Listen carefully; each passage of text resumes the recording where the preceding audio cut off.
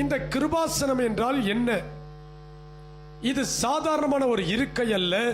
தேவன் மனிதனிடத்திலே வாசம் பண்ணும்படியாய் அவர் இந்த பூமியிலே மனிதனோடு வந்து இருப்பதற்காக ஏற்படுத்தப்பட்ட ஒரு இருக்கை, ஏற்படுத்தப்பட்ட ஒரு ஸ்தானம், ஏற்படுத்தப்பட்ட ஒரு ஸ்தலம்.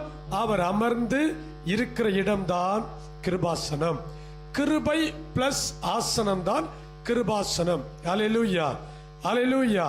இந்த கிருபாசனம் முதலாய் எங்கே வருகிறது?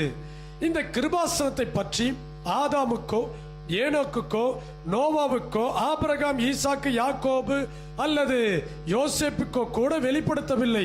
தேவன் எங்கே இதை கொண்டு வருகிறார் என்று சொன்னால், முதலாக வனாந்திரத்திலே இஸ்ரவேல் ஜனங்கள் எகிப்தை விட்டு வெளியே வந்த பிறகு அவர்கள் வனாந்திரத்தில் நடந்து போகையில் அவர்களுக்கு தேவன் கொடுத்த மிக